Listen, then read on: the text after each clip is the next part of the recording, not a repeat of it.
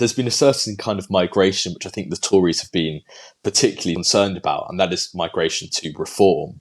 Who do you think will be the next defectors? There have been names floating around. Is it Gavin Williamson? He's suspected to defect. But who would you guess is amongst the next defectors to reform? Do you know, that's really difficult to name names. I mean, I think at the moment, the Conservative Party can rest relatively easy because the people who have gone, in particular Braverman and Jenrick, were probably going nowhere in today's Conservative Party. Jenrick may have had a chance of leading it, but actually he was disliked by quite a lot of his colleagues, and possibly I think that's one of the reasons he jumped. Although obviously one of the other reasons he jumped is because he thinks Reform's got a good chance of winning the next election. I think where the Conservative Party would have to worry is if they began to lose younger so-called rising stars. Okay, so someone like Katie Lamb, for example, for all that, people may or may not like her or even have heard of her, if she were to go to Reform, I think that would send a signal. If they were to lose someone like Jack Rankin, who's the MP for Windsor, quite a hardliner on immigration, but again, young, probably the future in the Conservative Party, if he were to go to Reform, that would send a signal and that would be a problem. I mean, I don't doubt that after the May elections, despite what Nigel Farage says about not accepting any Conservative defectors after the 7th of May, I don't doubt that if the Conservatives do really, really badly, there may be some defections. But in some ways, it's kind of who defects rather than, at least if it's only a handful, how many.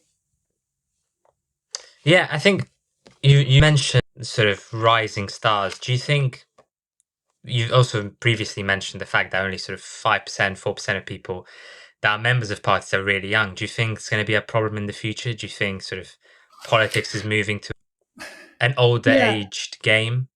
Well, I mean, I think if you look at voting, that's pretty obvious. It's not the case in every European country, but certainly in the UK, just as is the case in the US, younger people are not voting. Obviously, we're going to see the voting age reduced to 16 this time. But there's considerable debate about whether that is a good idea in terms of getting younger people to vote. What we do know from research is that once you vote for the first time, you are more likely to vote next time around. So people pick up the habit at 16. That's all well and good.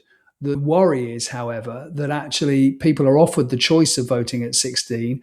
Very, very few of them take it up and therefore get into the kind of chronic abstentionism that we've seen from 18 to 24-year-olds. And if that's the case, it might make things worse rather than better. I do think some of the kind of technical changes that are due to come in might help, which automatic registration is an obvious one. At the moment, there are a lot of people who aren't on the electoral register, and many of those are young people because they move around, they just can't be bothered or whatever. They don't like giving the government their details. That's another one. And with automatic registration, that might help. But then again, you can be registered to vote and not turn up to vote. And ironically, what we could have at the next election is a much bigger electorate because more people are registered.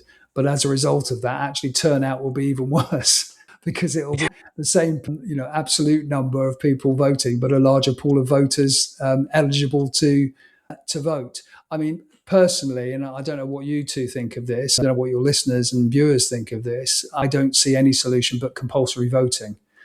You can try all the other means to try and, tempt people into voting. You can make voting happen at the weekend. That makes 1 or 2% of difference.